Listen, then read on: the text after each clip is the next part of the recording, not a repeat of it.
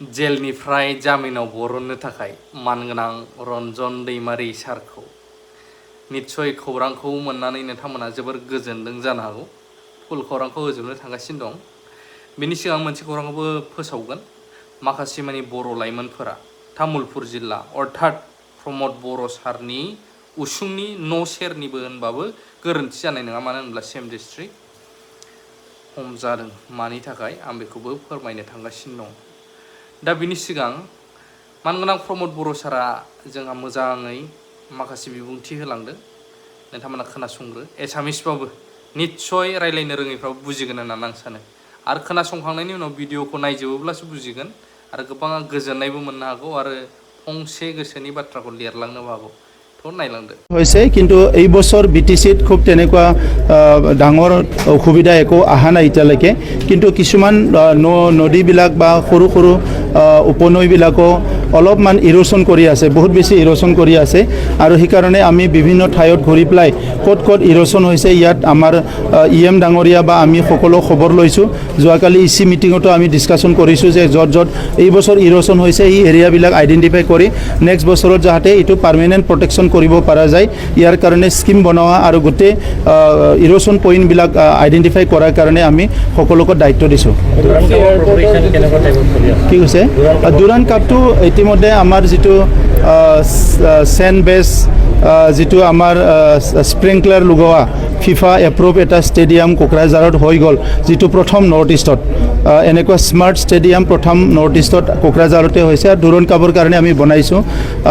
ইয়াৰ preparation almost complete হৈ গৈছে আৰু ইয়াত চিফ গেষ্ট হিচাপে ইণ্ডিয়ান আৰ্মিয়ে চিন্তা কৰি আছে যে আকৌ ৰক্ষা মন্ত্ৰী ডাঙৰীয়াক আমন্ত্ৰণ জনাব লাগে আৰু লগতে মহামহিম ভাৰতৰ ৰাষ্ট্ৰপতি মেডামকো ইয়াত আমন্ত্ৰণ জনোৱাৰ কাৰণে চিন্তা কৰা হৈছে। ইণ্ডিয়ান আৰ্মি আৰু আমাৰ BTR চৰকাৰৰ তৰফৰ পৰা আমি ৰিকুৱেষ্টবিলাক পঠাইছোঁ। আমি চাই ল'ম, তেখেতসকলে যদি আহে বহুত ভাল হ'ব। আমাৰ মুখ্যমন্ত্ৰী ডাঙৰীয়া আৰু অসমৰ ৰাজ্যপাল ডাঙৰীয়াকো আমি ইয়াত আহ্বান জনাইছোঁ। চ' এইবাৰৰ দুৰাণ কাপটো আগতকৈ আৰু ভাল হ'ব, মই সেইটো আশা কৰিছোঁ। আৰু অহা 11 তাৰিখৰ পৰা ট্ৰফি টুৰ হ'ব। আমাৰ 5খন জিলাতো ট্ৰফি টুৰ হ'ব আৰু ট্ৰফি টুৰৰ সময়ত এটা ফ্ৰেণ্ডলি মেচ হ'ব প্ৰত্যেকটো জিলাতে। মানে অঞ্চলৰ য'ত এটা ঘটনা হৈছে তাতে ৰাইজে বিচাৰিছে স্পীড ব্ৰেকাৰ লাগে, কিবা এটা ঘটনা হৈছে স্পীড ব্ৰেকাৰ লাগে। তো ইফালে আৰু ডেকা ল'ৰাবিলাক বহুত জোৰত বাইক চলায়, গাড়ীবিলাকো ডেকা ল'ৰাবিলাক বহুত জোৰত চলায়। তো সেইকাৰণে এতিয়া উপায় নোহোৱা হৈছে যে ইফালে য'ত য'ত আৰু ইনষ্টিটিউশ্যন আছে তাত ৰাইজে বিচাৰে এইটো হৈছে। তথাপিতো মই এটা আমাৰ পুলিচ, ট্ৰাফিক আৰু আমাৰ PWD ডিপাৰ্টমেণ্ট আমি একেলগে আলোচনা কৰিম এইটো অলপ কমাব পৰা যায় নেকি।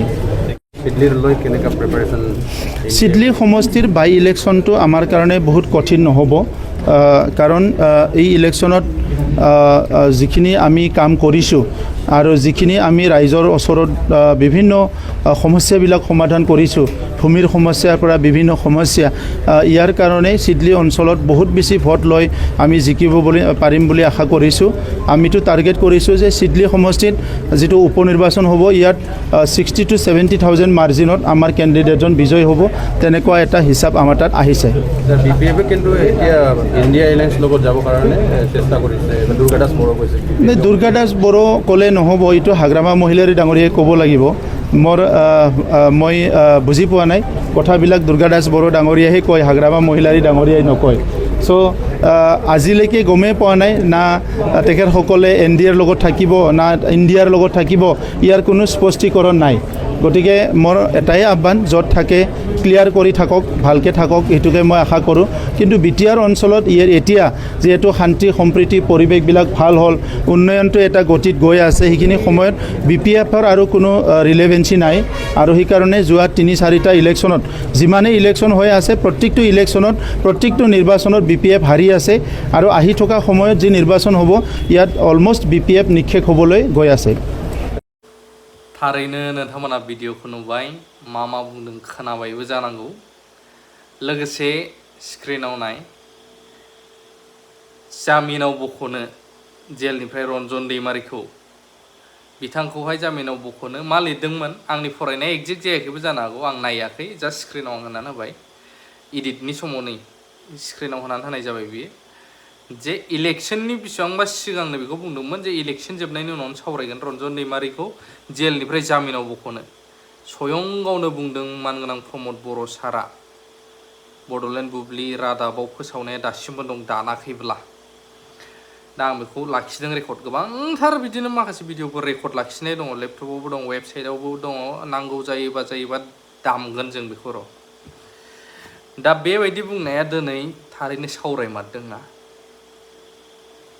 सोंलु सिखारो नै बिनि थाखायनो दुखु मोनो आंबो दा लोगोसे मोनसे खौराङा जाहैबाय बर' सेंग्रासाफोर हमजादों दाया सोरनि गोरोन्थिया सोरनि बेखौबो आंनि मोनदांनायाव आं बुंगासिनो दङ तामुलपुर पुलिसा दिनै गुन्दागिरि हान्जा एबा रां दाबिनायाव लोब्बा थानाय हिमांशु नार्जारि पंकज बर' मिथिंगा बर' ध्रुब बर' राजु सरनिया ध्रुबज्यति बरालि आरो दिपजाति बैसकखौ पुलिसा खादों मा लिरदोंबाव दाबिनायाव लोब्बा थानाय मा होनो गुन्दागिरि हान्जा होननानै तामुलपुर जिल्लानि तामुलपुर पुलिसा हमबाय आर'नाइ रादाबावबो बेखौ लिरदों माखासे पर्टेलफ्रावबो लिरदों जानो हागौ दा खोथाया जाहैबाय डाइरेक्ट इनडाइरेक्ट मानगोनां प्रमद बर' सारनि डिस्ट्रिक्टनिनो गावनि उसुंनिनो होनजायो आरो लोगोसे खोथाया जाहैबाय जोंनि बिटिआरनि बा बिटिसिनि अब्ला जोंनिनो मानसि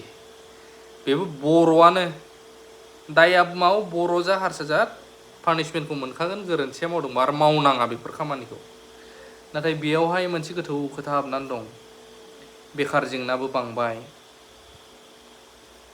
बेखार जेंना बांनायावहाय गोबां समाव बुंदोंमोन सोरबा लिडारा भिडिअ होफिनलायलायला बन फाननानै जाग्राफोरनो मैगं मैला फाननानै जाग्रा जौ संनानै जाग्राफोरनो बिसोरनि फिसाफोरनो साख्रि हो फरायनाय गैयिफोरनो जायफ्रा जेनेबा फरायनाय गैयै साख्रि हो होननायनि उनाव आरो माबा मोनसे थांनानै थानायनि राहा खालामनानै हो बेखौ सोर लिडारा बुंदोंमोन नोंथांमोना स्वयं गोसोआव दंखायो जानांगौ दा गोरोन्थिया जाबाय सेंग्रा फिसाफोरजों नाथाय दसखौ बिसिनावल' होजोबबाबो जानाय नङा जोङो मा जोंनि बिमा बिफा आरो जोंनि गार्जेनफोर आरो जोंनि ससाइटिखौ जोंनि हालामखौ सालायनाय लिडारफ्रा थारैनो मोजां नायबिजिराखै नामा गांनाय उखैनाय किसुमान न'खरनि बेयावबो बेफोरबायदि लामायाव थांदों नामा मोनसे गेदेर बिग कुइसन मार्क जानानै फैयो दा बेफोर खौरांखौ मोनोब्ला नोंथांमोना मा सानो गोसोआव थोरफो नांगोन ना नाङा ना नोंथांमोनाबो इलेक्सन समाव 500 मोनबानो जाबाय 1000 मोनबानो जाबाय बेदर जानो सोरबाबा थाफा मबाइल गंसे मोनबानो जाबाय न' गंसे मोनबानो जाबाय अरुणोदय मोनबानो जाबाय